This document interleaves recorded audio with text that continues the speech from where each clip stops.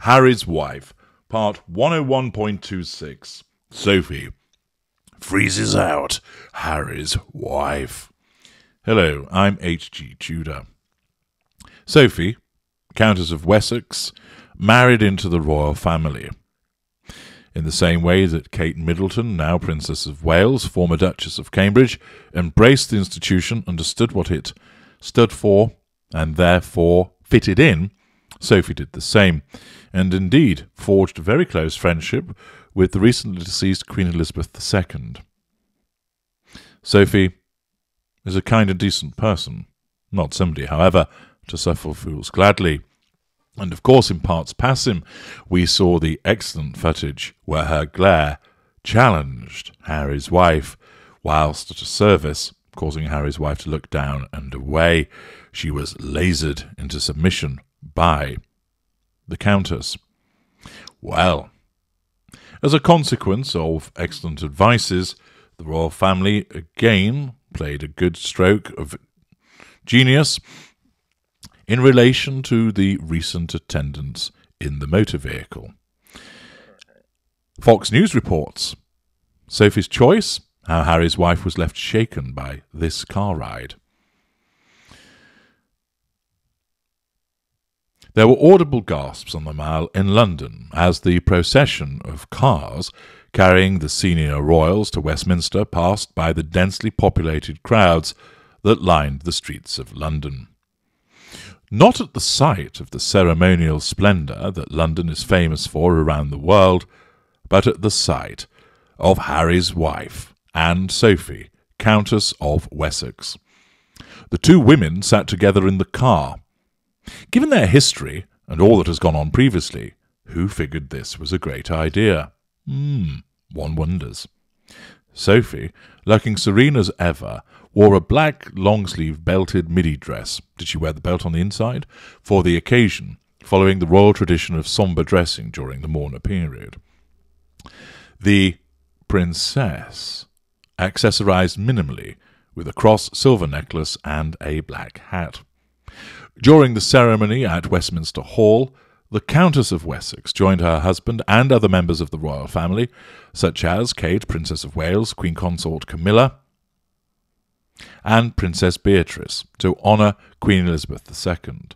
But all eyes remained on the car, in which sat the former cable TV actress Harry's wife, basking in the reflected limelight of the family she claims treated her so badly during her very short tenure within it. Queen Elizabeth II was a great source of comfort to Sophie over many years. She and the now Queen Consort were the only non-blood relatives at Balmoral after the monarch's death, with Sophie previously described as a second daughter to Elizabeth II. Both also shared a passion for military history and could often be found deep in researching documents in the Royal Archives at Windsor for hours on end, and then discussing the findings over afternoon tea and jam sandwiches. Such a close bond. The same cannot be said for Harry's wife, simply because she never gave it enough time to form any bond.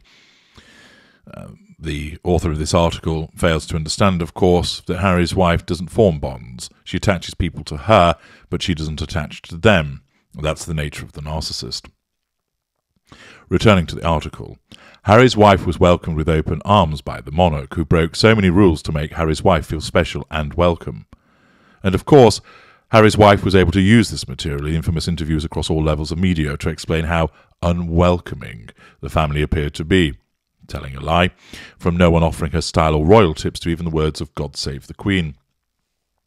It is a known fact that Sophie has now little time for the former actress, even making light of the situation with Harry's wife after she dropped that bombshell interview with Oprah. When asked about the interview while speaking with a UK tabloid, Sophie, an ex-PR pro herself, quipped, "Oprah who?" slapping down any power she figured the chat show queen, Oprah Winfrey, had. But now, after the sideline swipe at the very final public appearance of the Sussexes, and sensing the deep hurt that Harry's wife and Harry had piled on the Queen, Sophie could not bring herself to even look in her direction. Such was the feeling on that fateful event. In the picture, the article's author states, "I am told Harry's wife almost buckled when informed she would be sharing a car with Sophie. After all, she had expected to drive in with her husband, Prince Harry. When she's told that you're not going with Harry, that offends her sense of control, her sense of entitlement. The fact that she's being told that she's travelling with Sophie presents a threat to control because her narcissism recognises that she's not well liked. But when he agreed to walk behind the coffin of the late Queen, all that changed, causing Harry's wife to have some say, a slight moment. One can only assume what her thoughts were. And I can tell you what her thoughts were at that moment. They're at it again. They're picking on me. They're deliberately doing this to unsettle me. This is what her narcissism will tell her in order to make her believe that she's the victim. Not, I deserve being treated like this because I behave like a grade A canut towards the Queen and the other members of the royal family, so is it any surprise that they're going to shunt me in with Sophie, who won't speak to me? I guess I've brought this on myself. No, her narcissism will never ever do that, because that would mean accountability. That would mean responsibility. That would mean culpability. And all of those things are threats to control. So instead, rather than her recognise that she's brought this situation on herself, her narcissism simply tells her, this is the nasty, racist, colonial, imperialist royal family messing me around once again, trying to hurt me, trying to upset me. I've come over here and I've interrupted my own plans to mourn the monarch, and I'm being really good. I was trying to get arseholed on Saturday and they dragged me out of a good old session, and I went and met everybody, and here I am again, turning up with old ginger bollocks and doing what everybody wants me to do, and you're stopping me from attending variety performances or variety magazine covers and galas and all the rest of it. I hate you, I hate you, I hate you, stamp of cloven hoof. But simply, that's what her narcissism will be telling her. You're picking on me, and I'm bending over backwards to facilitate everything, and you're still being mean to me. Why? Why are you treating me like this? I know many of you listening will find this extraordinary that you can think this way, but this is what her narcissism does. And that's why it's important that you understand this, as explained to you by one and the only that can get you to understand this and relay what's really going on in her mind, me. As the author of this article, you can only assume what her thoughts were. I can tell you what they are, because I understand my kind. Returning to the article. After all, Sophie knows more than most, having spent years in PR previous to her royal life, just how demanding, distracting, and downright self-centred faded queens of showbiz can be. But to say the car ride was like a trip on a roller coaster on Coney Island would be an understatement. No words were spoken. That, of course, would wound Harry's wife, and she wouldn't be provided with any fuel. But it appears, the article tells us, that it was Sophie's choice to share the car with a relative that appears to have dented her pride in the royal family so much. Is it any wonder that Harry's wife was clutching her husband Harry's hand so tightly when they were put back together in Westminster Hall? Indeed, that was done for facade management and to draw fuel. While Sophie has remained tight-lipped about the incident to those apart from an inner circle, she has, I am assured by a source, wanted to do this personally, as I do believe in facing any problem head-on. Sophie's training in PR has put her in good stead to deal with any problems that are thrown at them. But what is more interesting is that Harry's wife, I am told, was left shaken by the incident.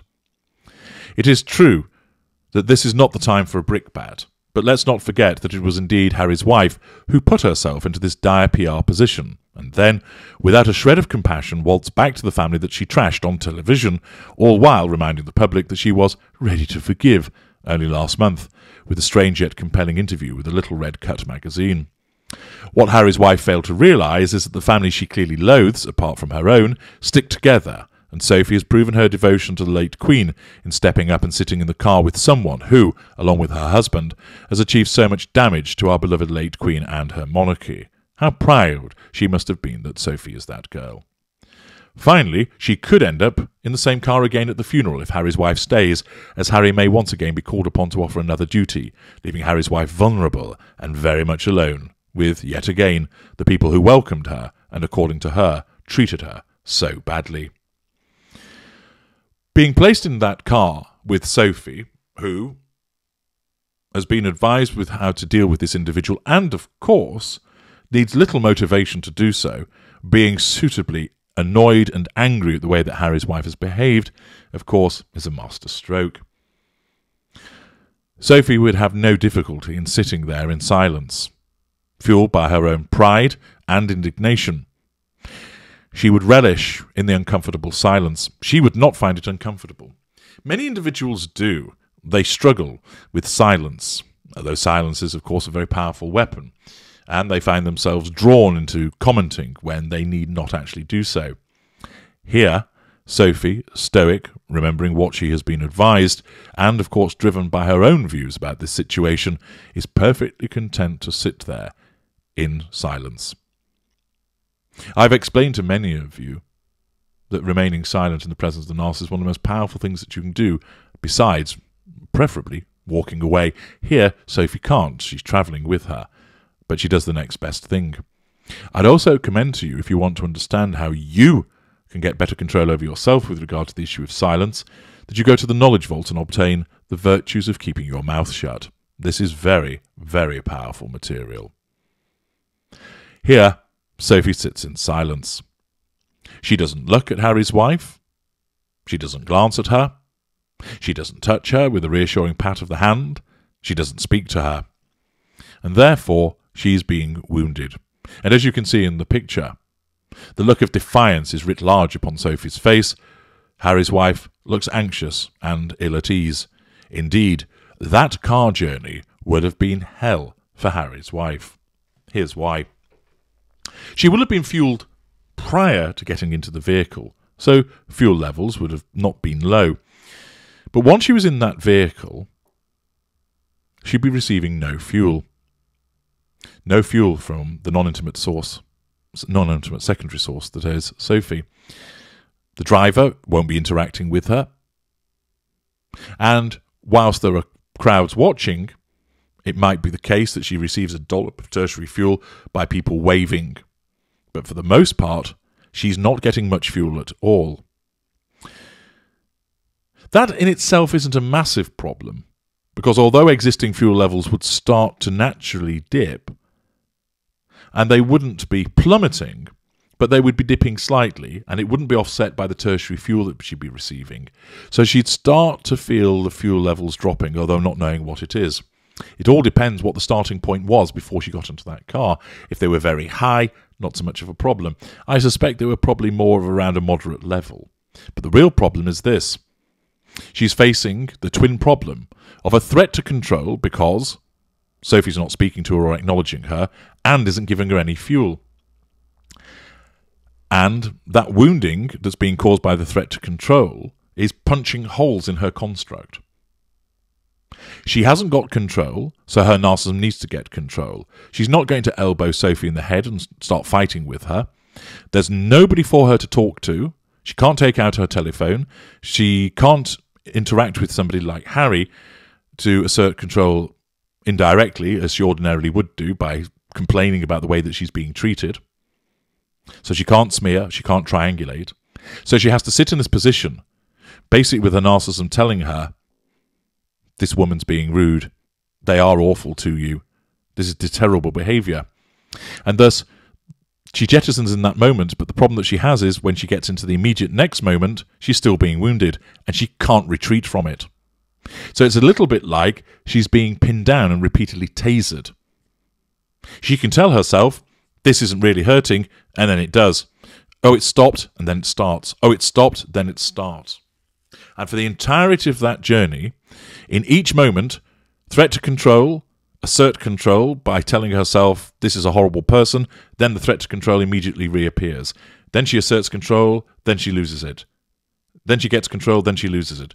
On, off, on, off, on, off, on, off, on, off, all the way through the entirety of this journey, which must have felt like an eternity to Harry's wife. This is probably, beyond anything else that we've not seen, one of the instances where Harry's wife was suffering more than she ever has done in recent history. Although the Princess of Wales slayed her at the Windsor Walkabout, it was relatively brief in nature. This was not. The stony-faced Sophie, completely ignoring her, wounded her. And she was fighting to get that sense of control over and over and over again. Got it, lost it, got it, lost it, got it, lost it. And at the same time, because of the wounding, she's being holed below the waterline. Holes were being punched in the construct, and her fuel levels started to descend. The wounding is not as significant as it would have been if it was Harry doing this to her, but it's still moderately damaging because she's a non-intimate secondary source, Sophie is, within the fuel matrix of Harry's wife. So not only has she got this grappling for control going on, and she can't get it, it's like she's basically trying to put a load of greased-up eels back in the barrel, but her fuel levels are plummeting at the same time because she's being wounded and she's not getting any new fuel.